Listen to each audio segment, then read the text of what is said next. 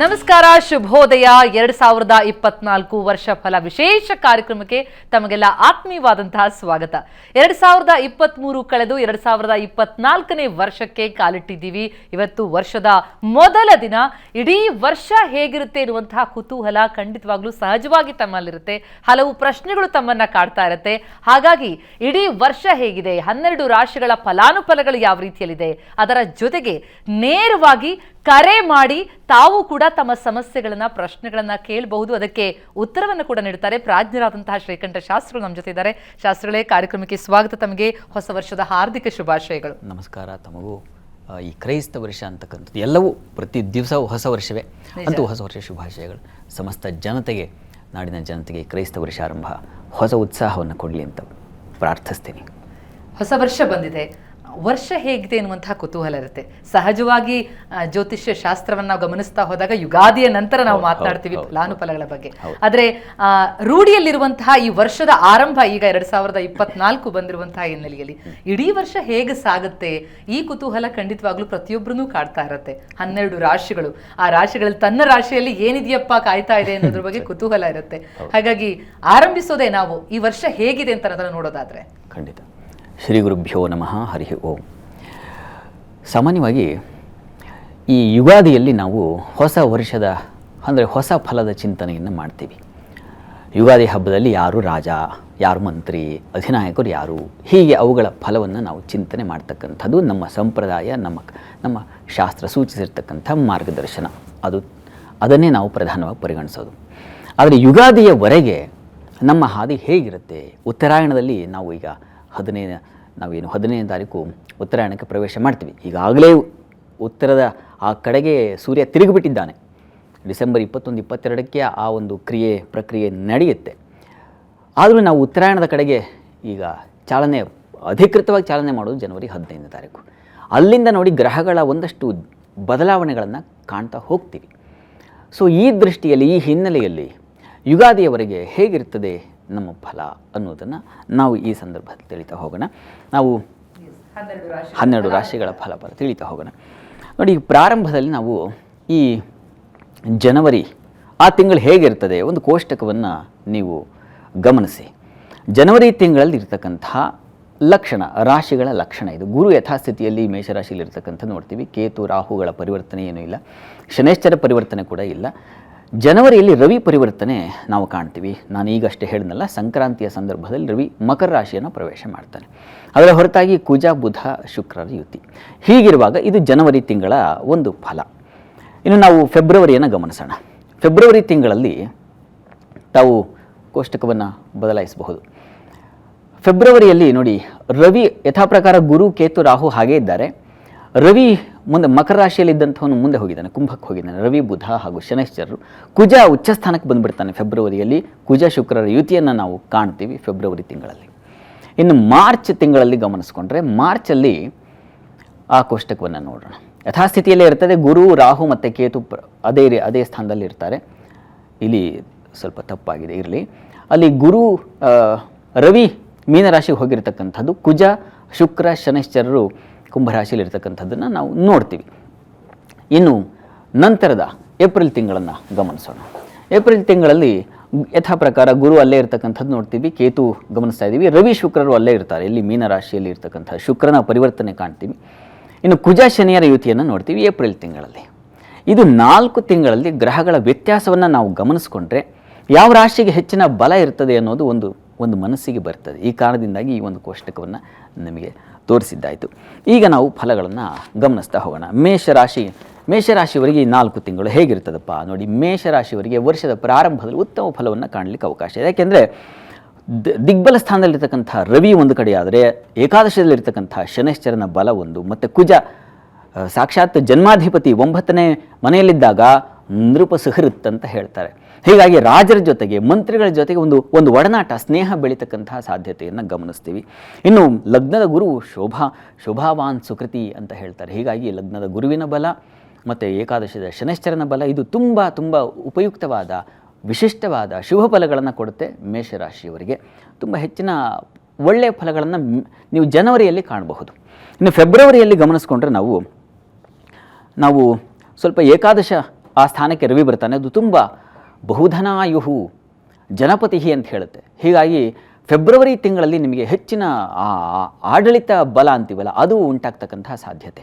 ಜನವರಿ ಒಂದು ರೀತಿಯ ಫಲವನ್ನು ಶುಭ ಫಲವನ್ನು ಕೊಟ್ಟರೆ ಫೆಬ್ರವರಿ ಅದಕ್ಕಿಂತಲೂ ಒಂದು ಹೆಚ್ಚಿನ ಫಲವನ್ನು ಕೊಡುತ್ತೆ. ಮತ್ತು ದಶಮ ಸ್ಥಾನಕ್ಕೆ ಬರ್ತಾನೆ ಕುಜ. ಆ ಸಂದರ್ಭದಲ್ಲಿ ನಭತಿ ನೃಪತಿ ಅಂತ ಹೇಳ್ತಾರೆ. ಅಂದರೆ ಭೂಮಿಯನ್ನು ಆಳ್ತಕ್ಕಂತಹ ಶಕ್ತಿಯನ್ನು ತಂದು ಕೊಡ್ತಾನೆ ಕುಜ.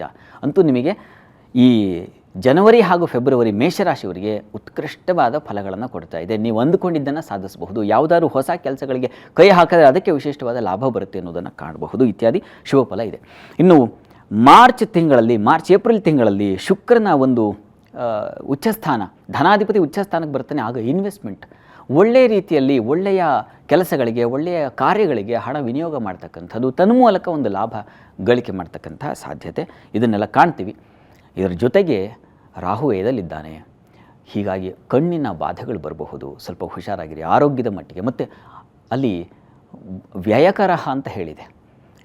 ಹೀಗಾಗಿ ಅನಗತ್ಯ ವ್ಯಯಗಳು ಆಗ್ತಕ್ಕಂತಹ ಸಾಧ್ಯತೆ ಇದ್ದೇ ಇದೆ. ಈ ಕಾರಣ ಅದರ ಕಡೆಗೆ ಸ್ವಲ್ಪ ಗಮನ ಹರಿಸಿದ್ರೆ ಸಾಕಾಗುತ್ತೆ. ಉಳಿದ ಹಾಗೆ ಹೆಚ್ಚಿನ ಶುಭ ಫಲ ಇದೆ, ಆತಂಕ ಬೇಡ.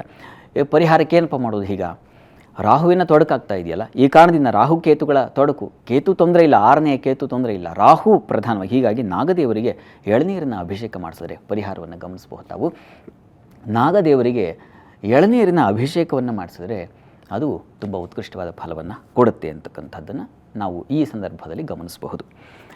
ಇನ್ನು ಮೇಷದಲ್ಲಿ ಬಹಳ ಉತ್ತಮ ಫಲ ನೋಡ್ತಾ ಇದ್ದೀವಿ. ಇನ್ನು ವೃಷಭದ ಯಾವ ರೀತಿಯಾದಂತಹ ಫಲವನ್ನು ನಾವು ಕಾಣಲಿಕ್ಕೆ ಸಾಧ್ಯ ಆಗುತ್ತೆ? ವೃಷಭ ರಾಶಿಯನ್ನು ಗಮನಿಸೋಣ. ವೃಷಭ ರಾಶಿಯವರಿಗೆ ವಾರದ ಅಂದರೆ ಈ ಒಂದು ವರ್ಷದ ಆದಿಯಲ್ಲಿ ಜನವರಿ ತಿಂಗಳು ಹೇಗಪ್ಪ ಇರ್ತದೆ ಅಂತಂದರೆ ನೋಡಿ, 9ನೇ ಮನೆಯ ರವಿ ನಿಮಗೆ ಸ್ವಲ್ಪ ಮಟ್ಟಿಗೆ ತಂದೆ ಮಕ್ಕಳಲ್ಲಿ ಭಿನ್ನಾಭಿಪ್ರಾಯ ಬರ್ತಕ್ಕಂತಹ ಸಾಧ್ಯತೆ, ಸ್ವಲ್ಪ ಮಟ್ಟಿಗೆ ಹಿನ್ನಡೆಯನ್ನು, ಪ್ರಾರಂಭದಲ್ಲಿ ಸ್ವಲ್ಪ ಹಿನ್ನಡೆ. ಮತ್ತು 8ರ ಕುಜ ಅವನು ಧನಹೀನ, ಜನನಿಂದಿತ ಅಂತೆಲ್ಲ ಹೇಳ್ತಾರೆ. ಈ ಕಾರಣದಿಂದಾಗಿ ಸ್ವಲ್ಪ ಜನರ ಜೊತೆಗೆ ಬೇಸರ, ನಿಂದನೆಯ ಮಾತುಗಳಾಡ್ತಕ್ಕಂಥದ್ದು, ಅವ್ರ ಜೊತೆಗೇನೋ ಇರುಸು ಮುರುಸು, ಈ ಥರದ್ದೊಂದು ತೊಡಕನ್ನು ಸೂಚಿಸ್ತಾನೆ. ಪ್ರಾರಂಭದಲ್ಲಿ ವೃಷಭ ರಾಶಿಯವರಿಗೆ ಗ್ರಹಗಳ ಸಂಚಾರದ ಬಲ ಅಷ್ಟು ಚೆನ್ನಾಗಿಲ್ಲ. ಗುರುವು ವೇದಲ್ಲಿದ್ದಾನೆ.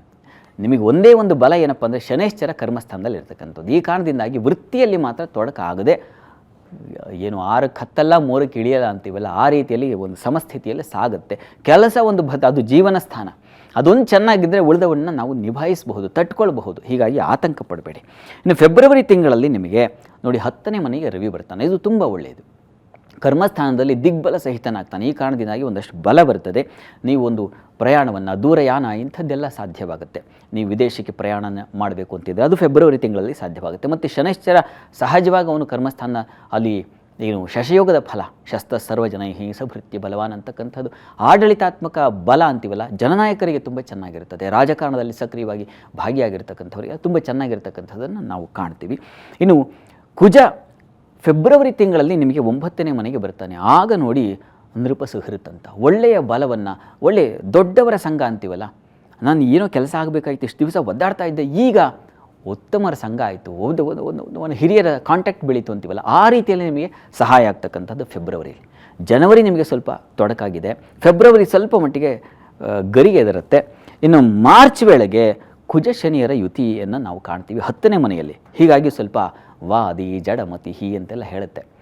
ಅದು ಏನಪ್ಪ ಆಗುತ್ತೆ, ಕೆಲಸಗಳಲ್ಲಿ ವಾಗ್ವಾದ ಘರ್ಷಣೆಗಳು ಉಂಟಾಗುತ್ತೆ. ನಾನು ಕೆಲಸ ಮಾಡಿದ್ದು ಹೆಚ್ಚ, ನೀನು ಮಾಡಿದ್ದು ಹೆಚ್ಚ, ಅಥವಾ ನಂದು ಸರಿ ನಿಂದು ತಪ್ಪು, ಈ ರೀತಿಯ ಒಂದು ಘರ್ಷಣೆಗಳಿಗೆ ಒಳಗಾಗ್ತೀರಾ. ವೃಷಭ ರಾಶಿಯವರು ಸಾಮಾನ್ಯವಾಗಿದೆ. ಫೆಬ್ರವರಿಯಲ್ಲಿ ಸ್ವಲ್ಪ ಚೆನ್ನಾಗಿದೆ, ಮಾರ್ಚಲ್ಲಿ ಸ್ವಲ್ಪ ಮತ್ತೆ ವೀಕ್ ಆಗಿದೆ. ಇದಕ್ಕೆ ಪರಿಹಾರ ಏನಪ್ಪ ಅಂದರೆ ಈಶ್ವರ ಸನ್ನಿಧಾನದಲ್ಲಿ ರುದ್ರಾಭಿಷೇಕ ಮಾಡಿಸಿ, ಅದು ತುಂಬ ಸಹಾಯವಾಗುತ್ತೆ ವೃಷಭ ರಾಶಿಯವರಿಗೆ. ಮುಂದಿನ ರಾಶಿಯ ಫಲ ಯಾವ ರೀತಿಯಲ್ಲಿ ಕಂಡು ಬರ್ಬೋತಾ ಇದೆ ನೋಡ್ತಾ?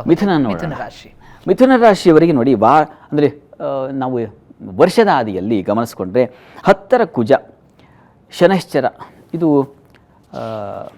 ಮಿಥುನ ರಾಶಿಯವರಿಗೆ ನೋಡಿ ಗ್ರಹಸ್ಥಿತಿಯನ್ನು ಗಮನಿಸಿಕೊಂಡಾಗ ಭಾಗ್ಯಸ್ಥಾನದಲ್ಲಿ ಶನೈಶ್ಚರ ಇದ್ದಾನೆ, ಇದು ತುಂಬ ಒಳ್ಳೆಯದು. ಲಾಭದಲ್ಲಿ ಗುರುವಿದ್ದಾನೆ, ಅದು ತುಂಬ ಒಳ್ಳೆಯದು. ಈ ಕಾರಣದಿಂದಾಗಿ ವರ್ಷದ ಆದಿಯಲ್ಲೇ ನಿಮಗೆ ತುಂಬ ಉಪಯುಕ್ತವಾದ ಫಲ ಕಾಣಲಿಕ್ಕೆ ಅವಕಾಶ ಖಂಡಿತ ಇದೆ. ಮತ್ತು ಶುಕ್ರ ಕುಜರ ಯುತಿ ಇದೆಯಲ್ಲ, ಅದು ಸ್ವಲ್ಪ ಮಟ್ಟಿಗೆ 7ರಲ್ಲಿರ್ತಕ್ಕಂಥ ದಾಂಪತ್ಯದಲ್ಲಿ ಸ್ವಲ್ಪ ಭಿನ್ನಾಭಿಪ್ರಾಯಗಳು, ಮಿಸ್ಅಂಡರ್ಸ್ಟ್ಯಾಂಡಿಂಗ್ ಬರ್ತಕ್ಕಂತಹ ಸಾಧ್ಯತೆ, ಇವುಗಳನ್ನು ಸೂಚಿಸ್ತಾ ಇದೆ. ಸ್ವಲ್ಪ ಎಚ್ಚರಿಕೆ ಬೇಕು ಜನವರಿಯಲ್ಲಿ.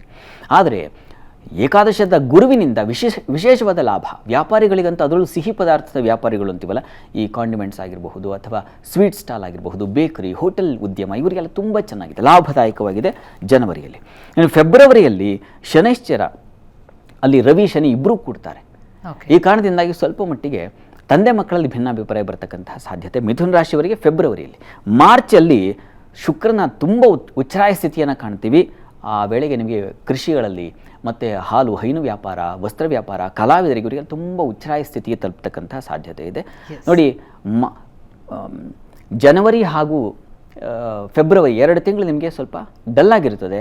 ಮಾರ್ಚ್ ನಂತರ ತುಂಬ ಉತ್ಕೃಷ್ಟವಾದ ಫಲವನ್ನು ಕಾಣ್ತೀರಾ. ಮಿಥುನ ರಾಶಿಯವರು ಪರಿಹಾರಕ್ಕೆ ಹರಿಹರ ಸನ್ನಿಧಾನದಲ್ಲಿ ತುಳಸಿ ಅರ್ಚನೆ ಮಾಡಿಸ್ತಕ್ಕಂಥದ್ದು, ಹರಿಹರರ ಪ್ರಾರ್ಥನೆ, ಶಿವಸಹಸ್ರನಾಮ, ವಿಷ್ಣು ಸಹಸ್ರನಾಮ ತುಂಬ ಒಳ್ಳೆಯದು. ಮುಂದಿನ ರಾಶಿ ಫಲ ನೋಡೋದಕ್ಕೂ ಮುನ್ನ ಬಹಳಷ್ಟು ಕಾಲ್ಗಳು ಬರ್ತಾ ಇದೆ ಶಾಸ್ತ್ರಗಳು, ಹಾಗಾಗಿ ಅವರ ಪ್ರಶ್ನೆಗಳಿಗೆ ಏನು ಅನ್ನೋದನ್ನ ತಿಳಿಯೋಣ. ಬೆಂಗಳೂರಿನಿಂದ ನಾಗರಾಜ್ ಅನ್ನೋರು ಕರೆ ಮಾಡಿದ್ದಾರೆ. ನಾಗರಾಜ್ ಅವರೇ ನಮಸ್ಕಾರ. ನಮಸ್ಕಾರ ಮೇಡಮ್. ನಾಗರಾಜ್ ಅವರೇ, ಯಾರ ಬಗ್ಗೆ ಕೇಳ್ಬೇಕಿತ್ತು, ಏನ್ ಕೇಳ್ಬೇಕಿತ್ತು? ತಮ್ಮ ಬಗ್ಗೆ. ಓಕೆ, ತಮ್ಮ ಜನ್ಮ ದಿನಾಂಕವನ್ನ ತಿಳಿಸಿ. ಗೊತ್ತಿಲ್ಲ ಮೇಡಮ್. ಅದೇ ಓಕೆ, 1 ರಿಂದ 108 ಒಂದು ನಂಬರ್ ತಿಳಿಸಿ. 88. ಓಕೆ ನಾಗರಾಜ್ ಅವರೇ, ಏನ್ ಪ್ರಶ್ನೆ, ಏನ್ ಕಾಡ್ತಾ ಇದೆ ತಮ್ಮನ್ನ? ಸದ್ಯಕ್ಕೆ ಯಾವ ತರದ್ದು ಏನು ವ್ಯವಹಾರ ಇಲ್ಲ, ಸದ್ಯಕ್ಕೆ ದುಡಿಮೆ ಅಲ್ಲಿ ಯಾವತ್ತೆ, ಅದಕ್ಕೆ ಜೀವ ಕಷ್ಟ ಇದೆ, ಅದ್ರ ಬಗ್ಗೆ ಕೇಳ್ಬೇಕು. ಖಂಡಿತ ಶಾಸ್ತ್ರಿಗಳಿದ್ದಾರೆ, ತಮ್ಮ ಪ್ರಶ್ನೆಗೆ ಉತ್ತರಿಸ್ತಾರೆ ನಾಗರಾಜ್ ಅವರೇ. ನಮಸ್ಕಾರ ನಾಗರಾಜ್ ಅವರೇ. ನಮಸ್ಕಾರ ಸರ್. ನಮಸ್ಕಾರ. ತಾವು 88 ಸಂಖ್ಯೆ ಹೇಳಿದ್ರಿ. ಶ್ರವಣ ನಕ್ಷತ್ರದ 4ನೇ ಪಾದ ಆಗುತ್ತೆ, ಅಂದರೆ ಅದು ಮಕರ ರಾಶಿ ಆಗುತ್ತೆ. ಮಕರ ರಾಶಿ ಅಧಿಪತಿ ಈಗ ಧನಸ್ಥಾನದಲ್ಲಿದ್ದಾನೆ. ಆದರೆ ನಿಮಗೆ ಲಾಭಾಧಿಪತಿಯಾಗಿರ್ತಕ್ಕಂತಹ ಕುಜ ಆತ ವ್ಯಯಸ್ಥಾನದಲ್ಲಿರ್ತಕ್ಕಂಥದ್ದು ಮತ್ತು ಅಷ್ಟಮಾಧಿಪತಿ ಕೂಡ ವ್ಯಯಕ್ಕೆ ಬಂದಿರತಕ್ಕಂಥದ್ದು, ಹೀಗೆ ಕೊಂಚ ತೊಡಕುಗಳನ್ನು ಸೂಚಿಸ್ತಾ ಇದೆ. ಹಾಗಂತ ಇದೇನು ದೊಡ್ಡ ಪ್ರಮಾದ ಅಂತಲ್ಲ, ಒಂದು ದೊಡ್ಡ ಬಂಡಿಗೆ ತಲೆ ಮೇಲೆ ಬಿತ್ತು ಅಂತ ನೀವು ಆತಂಕ ಪಡುವ ಅವಶ್ಯಕತೆ ಖಂಡಿತ ಇಲ್ಲ. ಈಗಷ್ಟೇ ನಾನು ಹೇಳಿದೆ, ಈಗ ಮುಂದಿನ ಗ್ರಹ ಬದಲಾವಣೆಗಳೆಲ್ಲ ಈಗ ಜನವರಿ ನಂತರ, ಫೆಬ್ರವರಿ ನಂತರ ನಿಮ್ಮ ಕರ್ಮಾಧಿಪತಿ, ಈಗ ನೀವು ಪ್ರಶ್ನೆ ಕೇಳಿದ್ದಕ್ಕೆ ಆ ಕರ್ಮಸ್ಥಾನದ ಅಧಿಪತಿಯಾಗಿರ್ತಕ್ಕಂತಹ ಶುಕ್ರ ಉಚ್ಚ ಸ್ಥಾನದ ಕಡೆಗೆ ಪ್ರವೇಶ ಮಾಡ್ತಾನೆ. ಉಚ್ಚಾಭಿಲಾಷಣ ಪ್ರೋಕ್ತ ಸರ್ವತ್ರ ಶುಭದಾಯಕ ಅಂತಿದೆ. ಹೀಗಾಗಿ ನಿಮ್ಮ ಕೆಲಸಗಳಲ್ಲಿ ಚಿಗುರು ಕಾಣಲಿಕ್ಕೆ ಅವಕಾಶ ಇದೆ. ಲಲಿತಾ ಸಹಸ್ರನಾಮ ನೀವು ಕೇಳಿದ್ರೆ ಪ್ರತಿ ದಿವಸ ಲಲಿತಾ ಸಹಸ್ರನಾಮ ಕೇಳಿಸ್ಕೊಳ್ಳಿ ಅಥವಾ ಹೇಳ್ಕೊಳ್ಳಿ, ತುಂಬ ಸಹಾಯವಾಗುತ್ತೆ. ಒಳ್ಳೆಯದಾಗಲಿ ತಮಗೆ. ನಾಗರಾಜ್ ಅವರೇ, ಧನ್ಯವಾದಗಳು ಕರೆ ಮಾಡಿದ್ದಕ್ಕೆ. ಹೀಗೆ ತಾವು ಕೂಡ ಕರೆ ಮಾಡಿ ತಮ್ಮ ಪ್ರಶ್ನೆಗಳಿಗೆ ಸಮಾಧಾನವನ್ನು, ಏನೇ ಸಮಸ್ಯೆಗಳಿದ್ರು ಅಥವಾ ಇಡೀ ವರ್ಷ ಹೇಗಿರುತ್ತೆ ಅನ್ನುವಂಥ ಪ್ರಶ್ನೆ ಇದ್ದರೆ ಅದಕ್ಕೆ ಉತ್ತರವನ್ನು ಪಡೆದುಕೊಳ್ಬೋದು. ಈಗ ಮುಂದಿನ ರಾಶಿಯನ್ನು ನೋಡುವಂತಹ ಸಮಯ. ಮೇಷ, ವೃಷಭ ಮತ್ತು ಮಿಥುನ, ಈ 3 ರಾಶಿಗಳನ್ನು ನೋಡಿದ್ವಿ. ಹಾಗಾಗಿ ಬಹಳಷ್ಟು ಕರ್ಕಟಕ ರಾಶಿಯನ್ನು ಗಮನಿಸ್ತಾ ಹೋಗೋಣ.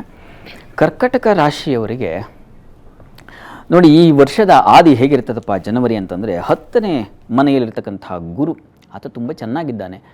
ಈ ಕರ್ಮಸ್ಥಾನದ ಗುರು ವಿಶೇಷವಾದ ಕರ್ಮಫಲವನ್ನು, ವೃತ್ತಿಯಲ್ಲಿ ಒಂದು ಚೇತರಿಕೆಯನ್ನು ತಂದುಕೊಡ್ತಾನೆ. 7ರ ರವಿ ಸ್ವಲ್ಪ ಮಟ್ಟಿಗೆ ನಿಮಗೆ ಕಿರಿಕಿರಿಯ ಉಂಟಾಗುತ್ತೆ. ಈಗ ಈ ಜನವರಿ ತಿಂಗಳಲ್ಲಿ ದಾಂಪತ್ಯ ಮತ್ತು ವ್ಯವಹಾರ ಸ್ಥಾನ ಇವುಗಳು ಸ್ವಲ್ಪ ವೀಕ್ ಆಗಿರುತ್ತೆ. ಇದ್ರ ಬಗ್ಗೆ ಗಮನ ಹರಿಸಿ. ಕೆಲಸ ಮಾಡೋರಿಗೆ ತೊಂದರೆ ಇಲ್ಲ, ಆದರೆ ಹಣ ತೊಡಗಿಸಿ ವ್ಯವಹಾರ ಮಾಡೋರಿಗೆ ತೊಡಕಿದೆ ಅನ್ನೋದನ್ನು ಸೂಚಿಸ್ತಾ ಇದೆ. ಇನ್ನು ಫೆಬ್ರವರಿ ತಿಂಗಳಲ್ಲಿ ನಿಮಗೆ ಸ್ವಲ್ಪ ಮಟ್ಟಿಗೆ ಆರೋಗ್ಯದಲ್ಲಿ ಸ್ವಲ್ಪ ಏರುಪೇರಾಗುತ್ತೆ, ಹಣವನ್ನು ಕಳ್ಕೊಳ್ತೀರಾ, ಕಣ್ಣಿನ ಬಾಧೆಯನ್ನು ಸೂಚಿಸುತ್ತೆ. ಈ ಕಾರಣದಿಂದಾಗಿ ಸ್ವಲ್ಪ ವೀಕ್ ಇದೆ. ಆರೋಗ್ಯದ ಕಾರಣದಿಂದ ಸ್ವಲ್ಪ ಗಮನ ತಗೊಳ್ಬೇಕು ಕರ್ಕಟಕ ರಾಶಿಯವರು. ಇನ್ನು ಮಾರ್ಚ್ ತಿಂಗಳಲ್ಲಿ ಸ್ವಲ್ಪ ಮಟ್ಟಿಗೆ ಶುಕ್ರನ ಬಲ 9ನೇ ಮನೆ ಶುಕ್ರನ ಪ್ರವೇಶ ಆಗುತ್ತೆ. ಇದು ತುಂಬ ಬಲಿಷ್ಠವಾಗಿದೆ. 10ನೇ ಮನೆಯಲ್ಲಿ ಕುಜ ಗುರು ಇರ್ತಕ್ಕಂಥದ್ದು, 9ನೇ ಮನೆಗೆ ಶುಕ್ರನ ಪ್ರವೇಶ ಆಗ್ತಕ್ಕಂಥದ್ದು. ಇದು ನೋಡಿ, ಸೌಭಾಗ್ಯವನ್ನು, ದೇವತಾನು ನೀವು ಮಾಡಿದ ಎಲ್ಲ ಕೆಲಸಕ್ಕೆ ದೈವಾನುಗ್ರಹ ಆಗಿಬಿಟ್ರೆ ಅದು ದೊಡ್ಡ ಕೀರ್ತಿ ಬಂದುಬಿಡುತ್ತೆ. ಆ ರೀತಿಯಲ್ಲಿ ಅನುಕೂಲ ಇದೆ. ಹೀಗಾಗಿ ಮಾರ್ಚ್ ನಿಮ್ಮ ಪಾಲಿಗೆ ಉತ್ಕೃಷ್ಟವಾದ ಕಾಲ ಅನ್ನೋದು ಸೂಚಿಸ್ತಾ ಇದೆ. ಪರಿಹಾರಕ್ಕೆ ಸುಬ್ರಹ್ಮಣ್ಯ ಸ್ವಾಮಿ ಸನ್ನಿಧಾನದಲ್ಲಿ ಒಂದು ಪಂಚಾಮೃತ ಸೇವೆ ಮಾಡಿಸ್ತಾರೆ, ತುಂಬ ಒಳ್ಳೆಯದು. ಎಸ್, ಮತ್ತೆ ಕಾಲರ್ ಇದ್ದಾರೆ ಶಾಸ್ತ್ರಿಗಳೇ. ಬೆಂಗಳೂರಿನಿಂದ ಅನಿತಾ ಅನ್ನೋರು ಕರೆ ಮಾಡಿದ್ದಾರೆ. ಅನಿತಾ ಅವರೇ ನಮಸ್ಕಾರ. ನಮಸ್ತೆ ಮೇಡಮ್. ಹೊಸ ವರ್ಷದ ಶುಭಾಶಯಗಳು ತಮಗೆ. ಯಾರ ಬಗ್ಗೆ ಕೇಳಬೇಕಿತ್ತು? ತಮಗೂ ಹೊಸ ವರ್ಷ ಮೇಡಮ್. ಓಕೆ, ಮಗಳ ಬಗ್ಗೆ ಕೇಳಿ. ಓಕೆ, ಅವರ ಜನ್ಮ ದಿನಾಂಕ ತಿಳಿಸಿ. 15 15 9 9 2016 16 ಓಕೆ, ರಾತ್ರಿ 11:15 ರಾತ್ರಿ 11:15 15 9 2016 ರಾತ್ರಿ 11:15 ಅಲ್ವಾ? ಹೌದು ಮೇಡಮ್. ಓಕೆ, ಏನ್ ಪ್ರಶ್ನೆ ತಮ್ದು?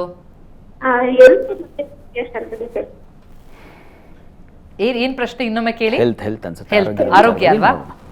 ಹೌದು. ಓಕೆ, ಉತ್ತರಿಸ್ತಾರೆ ಶಾಸ್ತ್ರಿಗಳು. ನೋಡಿ, ನಮಸ್ಕಾರ ಅನಿತಾ ಅವರೇ. ನಮಸ್ಕಾರ.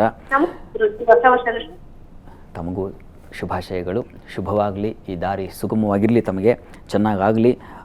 ಈ ಒಂದು ಜಾತಕದಲ್ಲಿ ಬಲ ಏನು, ಆರೋಗ್ಯದ ಬಲ ಏನು ನೋಡ್ತಾ ಹೋಗೋಣ. ಇದು ವೃಷಭ ಲಗ್ನವಾಗಿದೆ. ಲಗ್ನಾಧಿಪತಿಯಾಗಿರ್ತಕ್ಕಂಥ ಶುಕ್ರ ನೀಚನಾಗಿದ್ದಾನೆ. ಇದು ಸ್ವಲ್ಪ ಮಟ್ಟಿಗೆ ಲಗ್ನಾಧಿಪತಿ ಬಲಹೀನನಾಗಿದ್ದರೆ ಆರೋಗ್ಯದಲ್ಲಿ ದೇಹಸ್ಥಿತಿ ಸ್ವಲ್ಪ ಮಟ್ಟಿಗೆ ವೀಕ್ ಆಗುತ್ತೆ ಅಂತ. ಈಗ ನಡೀತಾ ಇರ್ತಕ್ಕಂಥದ್ದು ಗುರುವಿನ ಭುಕ್ತಿ ನಡೀತಾ ಇದೆ. ಗುರು ದಶೆಯಲ್ಲಿ ಗುರುವಿನ ಭುಕ್ತಿಯನ್ನು ಕಾಣ್ತಾ ಇದ್ದೀವಿ. ಗುರು ಈ ಜಾತಕದಲ್ಲಿರ್ತಕ್ಕಂಥದ್ದು ಪಂಚಮ ಸ್ಥಾನದಲ್ಲಿ ನೋಡಿ, ಅಲ್ಲಿ ಗುರು ಶುಕ್ರ ಇಬ್ಬರು ಒಟ್ಟಾಗಿದ್ದಾರೆ.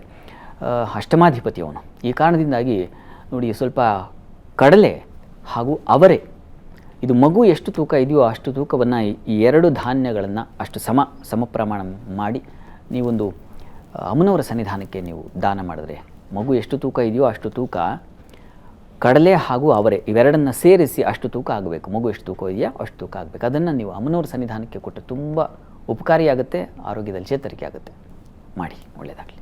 ಧನ್ಯವಾದ ಅನಿತಾ ಅವರೇ ಕರೆ ಮಾಡಿದ್ದಕ್ಕೆ. ಮುಂದಿನ ಕಾಲರ್ ಬೆಂಗಳೂರಿನಿಂದ ವಿಜಯ ಅವರು ಕರೆ ಮಾಡಿದ್ದಾರೆ. ವಿಜಯ ಅವರೇ ನಮಸ್ಕಾರ. ನಮಸ್ಕಾರಮ್ಮ. ವಿಜಯ್ ಅವರೇ, ಯಾರ ಬಗ್ಗೆ ಕೇಳಬೇಕಿತ್ತು ತಾವು? ಮಗಳ ಬಗ್ಗೆ ಕೇಳಬೇಕು. ಮಗಳ ಬಗ್ಗೆ. ಓಕೆ, ಅವರ ಜನ್ಮ ದಿನಾಂಕ ತಿಳಿಸಿ. 11/3 ಓಕೆ, 1997. 11/3/97. ಸಮಯ 2:25 2:25 ಮಧ್ಯಾಹ್ನ. ಓಕೆ ಓಕೆ, ಏನ್ ಪ್ರಶ್ನೆ? ಎಲ್ಲ ಮದ್ವೆ ಯಾವಾಗ ಆಗುತ್ತೆ, ಮತ್ತೆ ಅವರು ಫಾರಿನ್ ಕಂಟ್ರಿನಲ್ಲಿ ಇನ್ನು ಎಷ್ಟು ವರ್ಷ ಇರ್ತಾರೆ ಅಂತ. ಓಕೆ ಓಕೆ, ಖಂಡಿತ ಉತ್ತರಿಸ್ತಾರೆ ಶಾಸ್ತ್ರಿಗಳು ತಮಗೆ ವಿಜಯ್ ಅವರೇ. ನಮಸ್ಕಾರ ವಿಜಯ್ ಅವರೇ.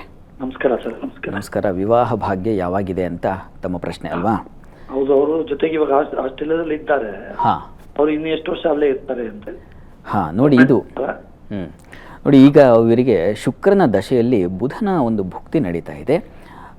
ಈಗ ಅವಕಾಶ ಇದೆ, ವಿವಾಹಕ್ಕೆ ಪ್ರಯತ್ನ ಮಾಡಬಹುದು. ವಿವಾಹಕ್ಕೆ ತುಂಬ ಚೆನ್ನಾಗಿರ್ತಕ್ಕಂಥ ಅವಕಾಶ. ಇದಾದ ಮೇಲೆ ಇನ್ನೂ ಇಷ್ಟಕ್ಕೆ ಮುಗಿಲಿಲ್ಲ ಇವರಿಗೆ. ನೋಡಿ, ಈಗ ಚಂದ್ರನ ಅವರ ರಾಶಿಯನ್ನಿಟ್ಟು ಗಮನಿಸ್ಕೊಳ್ಳೋದಾದರೆ ಈಗ ತುಂಬ ಚೆನ್ನಾಗಿದೆ. ಮೇ ಒಳಗೆ ಸಾಧ್ಯತೆ ಅಧಿಕವಾಗಿದೆ, ಪ್ರಯತ್ನ ಮಾಡಬಹುದು. ಮತ್ತು ಒಂದು ಗುರುಗ್ರಹ ಶಾಂತಿ ಒಂದು ಬೇಕು. ಸಪ್ತಮಾಧಿಪತಿ ಅಷ್ಟಮದಲ್ಲಿದ್ದಾಗ ಯದ್ಭಾವನಾಥೋ ರಿಪುರಂಧ್ರ ರಿಫ್ಪೇ ತದ್ಭಾವನಾಶಂ ಅಂತ ಒಂದು ಸೂತ್ರ ಇದೆ. ಇದು ತುಂಬ ಪ್ರಮುಖವಾದದ್ದು ಮತ್ತು ಗಮನಿಸಬೇಕಾಗಿರ್ತಕ್ಕಂಥದ್ದು. ಸಪ್ತಮಾಧಿಪತಿ, ವಿವಾಹದ ಅಧಿಪತಿ ದುಸ್ಥಾನ ಸೇರಿದಾಗ ಸ್ವಲ್ಪ ತೊಡಕುಂಟಾಗುತ್ತೆ ವಿವಾಹಕ್ಕೆ ಸಂಬಂಧಿಸಿದ ಹಾಗೆ. ಹೀಗಾಗಿ ಗುರುಗ್ರಹ ಶಾಂತಿ ತುಂಬ ಅಗತ್ಯವಾಗಿ ಬೇಕು. ಗುರು ಮತ್ತು ಕುಜರ ಶಾಂತಿ ಮಾಡಿಸಿದ್ರೆ ತುಂಬ ಒಳ್ಳೆಯದು, ಅದನ್ನು ಸೂಚಿಸ್ತಾ ಇದೆ. ಎಷ್ಟು ವರ್ಷ ಇರ್ತಾರೆ ನೀವು ಅಲ್ಲಿ ಫಾರಿನಲ್ಲಿ, ಎಷ್ಟು ವರ್ಷ ಸಾಧ್ಯತೆ ಇದೆ ಅಂತ ಕೇಳಿದ್ರಿ. ಅವ್ರಿಗೀಗ ಚೆನ್ನಾಗಿದೆ. ಕರ್ಮಸ್ಥಾನದಲ್ಲಿ ತುಂಬ ಉತ್ಕೃಷ್ಟನಾದ ಏನು ಚಂದ್ರನ ಧನಾಧಿಪತಿ ಚಂದ್ರ ಇರ್ತಕ್ಕಂಥದ್ದು ಅದು ಜಲಸ್ಥಾನವೇ. ಹೀಗಾಗಿ ಅಲ್ಲಿ ಚೆನ್ನಾಗಿದೆ, ಅವಕಾಶಗಳಿದ್ದಾವೆ. ಅವರ ಅಪೇಕ್ಷೆ ಅದು, ಎಷ್ಟು ವರ್ಷ ಇರ್ತಾರೆ ಅವರೇ ನಿರ್ಣಯ ಮಾಡಬಹುದು. ಅಂತೂ 2027ರವರೆಗೆ ತುಂಬ ಚೆನ್ನಾಗಿದೆ, ಒಳ್ಳೆ ಕಾಲ ಅಂತೂ ಅದರಲ್ಲಿ ಸಂಶಯ ಇಲ್ಲ. 27 ಮೇಯಿಂದ 28ರೊಳಗೆ ಬರುವ ಸಾಧ್ಯತೆ ಇದೆ. ಒಳ್ಳೆಯದಾಗಲಿ. ಧನ್ಯವಾದ ವಿಜಯ್ ಅವರೇ ಕರೆ ಮಾಡಿದ್ದಕ್ಕೆ. ಹಾಗೆಯೇ ಬೆಂಗಳೂರಿನಿಂದ ಹೇಮಾ ಅವರು ಕರೆ ಮಾಡಿದ್ದಾರೆ. ಹೇಮಾ ಅವರೇ ನಮಸ್ಕಾರ. ನಮಸ್ಕಾರ ಮೇಡಮ್. ಹೇಮಾ ಅವರೇ, ಯಾರ ಬಗ್ಗೆ ಕೇಳಬೇಕಿತ್ತು? ನಮ್ಮ ಯಜಮಾನ್ರ ಬಗ್ಗೆ ಕೇಳಬೇಕಿತ್ತು. ಓಕೆ, ಅವರ ಜನ್ಮ ದಿನಾಂಕ ತಿಳಿಸಿ.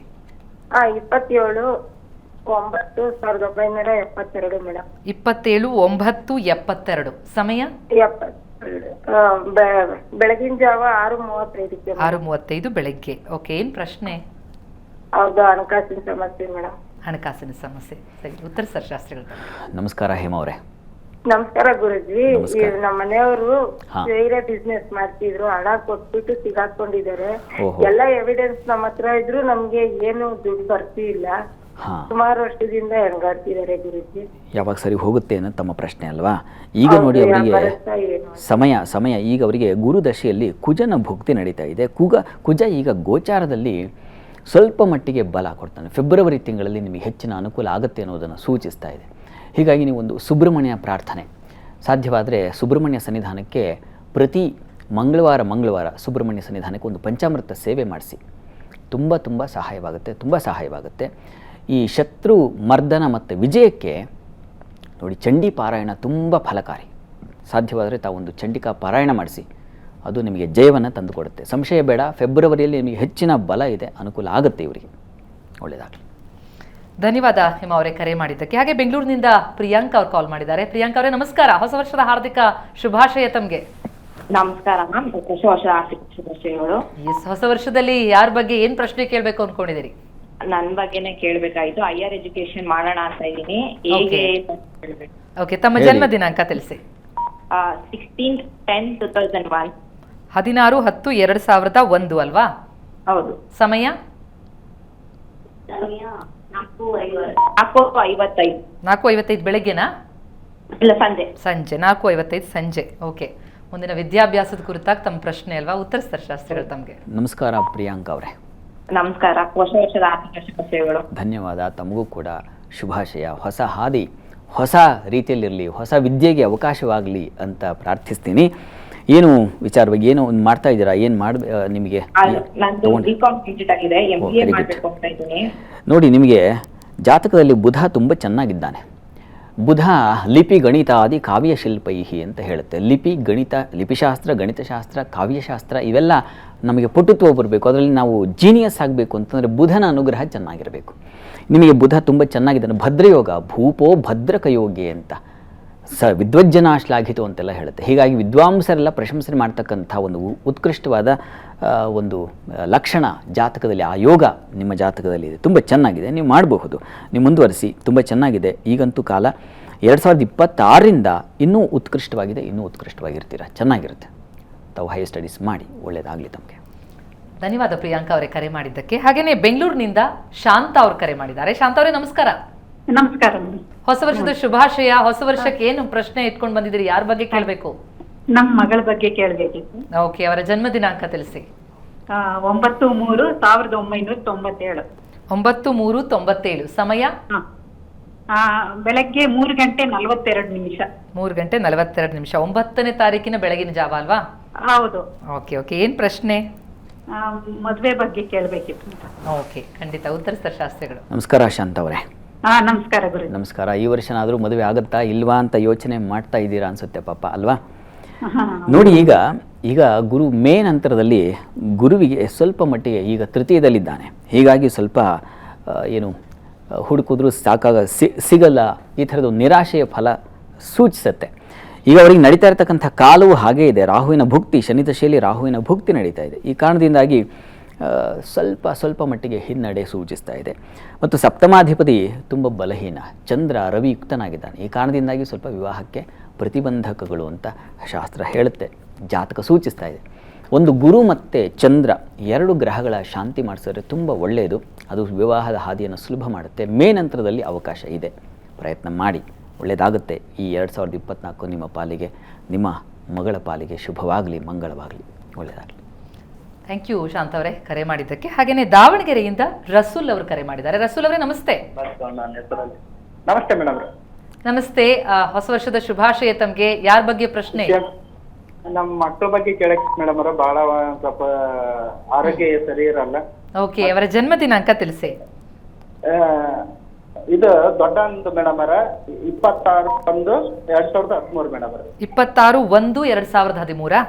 ಹ್ಞೂ ಮೇಡಮ್ ಅವರ. ಓಕೆ, ಸಮಯ ಬೆಳಗ್ಗೆ 7:15 ಮೇಡಮ್ ಅವರ. 7:15 ಬೆಳಿಗ್ಗೆ. ಏನ್ ಪ್ರಶ್ನೆ? ಪ್ರಶ್ನೆ ಏನು? ವಿದ್ಯಾಭ್ಯಾಸದ ಒಂದು ಆರೋಗ್ಯ ಸರಿ ಇರಲ್ಲ ಮೇಡಮ್ ಅವರ.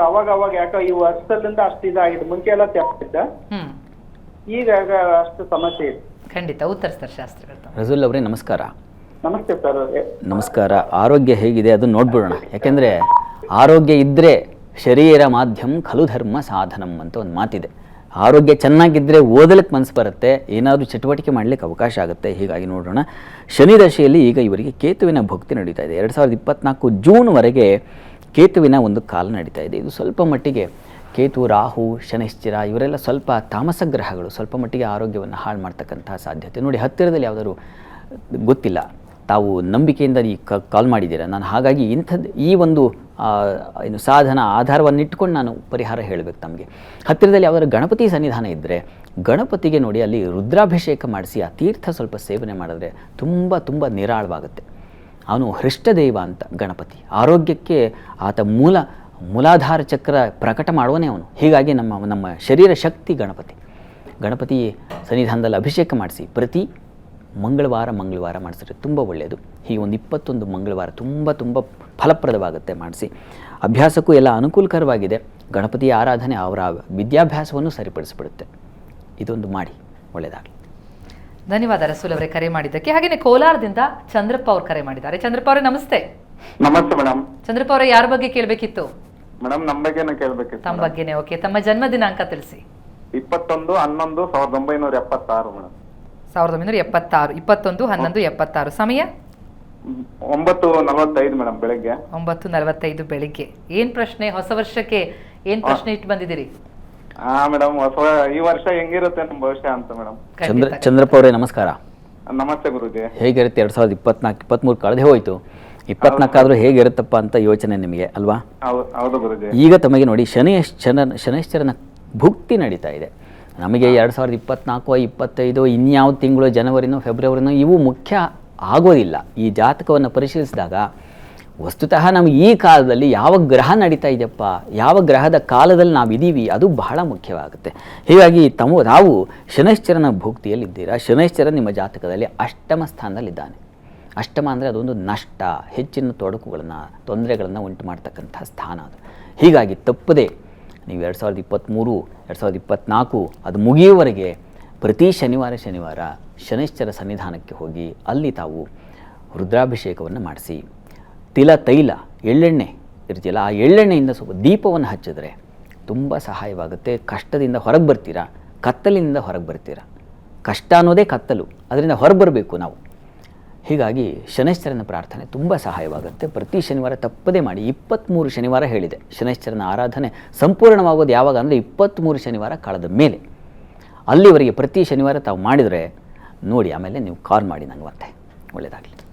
ಧನ್ಯವಾದ ಚಂದ್ರಪ್ಪ ಅವರೇ ಕರೆ ಮಾಡಿದ್ದಕ್ಕೆ. ಹಾಗೆಯೇ ಮೈಸೂರಿನಿಂದ ವಿಜಯಲಕ್ಷ್ಮಿ ಅವರು ಕರೆ ಮಾಡಿದ್ದಾರೆ. ವಿಜಯಲಕ್ಷ್ಮಿ ಅವರೇ ನಮಸ್ಕಾರ. ನಮಸ್ಕಾರ. ಹೊಸ ವರ್ಷದ ಶುಭಾಶಯ. ಯಾರ ಬಗ್ಗೆ ಪ್ರಶ್ನೆ ತಮ್ಮದು? ನನ್ನ ಬಗ್ಗೆ ವಿಚಾರ ಕೆಲಸ ಅವಾಗ ನಮ್ಮ ಮಗನ ಬಗ್ಗೆ ಕೇಳ್ಬೇಕಿತ್ತು. ನಿಮ್ಮ ಮಗನ ಬಗ್ಗೆ. ಓಕೆ, ಅವರ ಜನ್ಮ ದಿನಾಂಕ ತಿಳಿಸಿ. ಮಗ ಕುಂಭರಾಶಿ. ಜನ್ಮ ದಿನಾಂಕ ತಿಳಿದಿದ್ಯಾ? ನಮ್ದು 14/4/36. 14/4/36. 2030. ಅಮ್ಮ, ನಾವು ವಿಜಯಲಕ್ಷ್ಮಿ ಅವರು ನಮಸ್ಕಾರ. ಇದು ನಿಮ್ಮ ಡೇಟ್ ಆಫ್ ಬರ್ತಾ? 36. ಸಮಯ ಗೊತ್ತಿದೆಯಾ ತಮಗೆ? ಸಮಯ ಗೊತ್ತಿಲ್ಲ. ಗೊತ್ತಿಲ್ವಾ? ಆಯಿತು, ನೀವೊಂದು ಸಂಖ್ಯೆ ಹೇಳ್ತೀರಾ 108ರಲ್ಲಿ? 6. ಅದು ಮೇಷರಾಶಿಯನ್ನೇ ಸೂಚಿಸುತ್ತೆ. ಮೇಷರಾಶಿಯ ಅಧಿಪತಿ ಈಗ ಸ್ವಲ್ಪ ತೊಡಕಿನಲ್ಲಿದ್ದಾನೆ. ಫೆಬ್ರವರಿ ನಂತರ ತುಂಬ ಬಲ ಬರ್ತದೆ. ನಿಮ್ಮ ಆರೋಗ್ಯದಲ್ಲಿ ಸ್ವಲ್ಪ ವ್ಯತ್ಯಾಸ ಸೂಚಿಸ್ತಾ ಇದೆ. ಹೀಗಾಗಿ ಆರೋಗ್ಯದ ದೃಷ್ಟಿಯಿಂದ ಸುಬ್ರಹ್ಮಣ್ಯ ಕವಚ ಅದನ್ನು ಕೇಳಿಸ್ಕೊಳ್ಳಿ, ಪ್ರತಿ ದಿವಸ ಕೇಳಿಸ್ಕೊಳ್ಳಿ. ಅದು ತುಂಬ ಸಹಾಯವಾಗುತ್ತೆ. ಆರೋಗ್ಯ ಮೊದಲು ಬಹಳ ಮುಖ್ಯ. ಮನುಷ್ಯನಿಗೆ ಆರೋಗ್ಯ ಇದ್ದರೇ ಯಾವುದಾದ್ರೂ ಬೇರೆ ಚಟುವಟಿಕೆ ಮಾಡೋಕ್ಕೆ ಸಾಧ್ಯ ಆಗುತ್ತೆ. ಹೀಗಾಗಿ ಆರೋಗ್ಯ ಸದೃಢವಾಗಲಿ, ಈ ಕಾರಣದಿಂದ ಸುಬ್ರಹ್ಮಣ್ಯ ಕವಚವನ್ನು ಕೇಳಿಸ್ಕೊಳ್ಳಿ, ತಪ್ಪಿಸ್ಬೇಡಿ. ಅದು ತುಂಬ ಸಹಾಯವಾಗುತ್ತೆ. ಒಳ್ಳೆಯದಾಗಲಿ ತಮಗೆ. ಧನ್ಯವಾದಗಳು ವಿಜಯಲಕ್ಷ್ಮಿ ಅವರೇ ಕರೆ ಮಾಡಿದ್ದಕ್ಕೆ. ಹೀಗೆ ನೀವು ಕೂಡ ಕರೆ ಮಾಡಿ ಈ ಹೊಸ ವರ್ಷ ಹೇಗಿದೆ, ಹೊಸ ವರ್ಷದ ಕುರಿತಾಗಿ ತಮಗಿರುವಂತಹ ಪ್ರಶ್ನೆಗಳೇನು, ಏನು ಹೇಳುತ್ತೆ ಜ್ಯೋತಿಷ್ಯ, ಅದನ್ನು ಶಾಸ್ತ್ರಗಳಿಂದಲೇ ತಿಳಿದುಕೊಳ್ಳೋದಕ್ಕೆ ಸಾಧ್ಯ ಆಗುತ್ತೆ. ಒಂದು ಪುಟ್ಟ ವಿರಾಮದ ಸಮಯ ಆಗ್ತದೆ ಶಾಸ್ತ್ರಗಳೇ. ವಿರಾಮದ ಬಳಿಕ ಈ ಇಡೀ ವರ್ಷ ಹೇಗಿರುತ್ತೆ ಅನ್ನೋದರ ಬಗ್ಗೆ ಮತ್ತಷ್ಟು ಮಾಹಿತಿ ಮುಂದುವರಿಯುತ್ತೆ.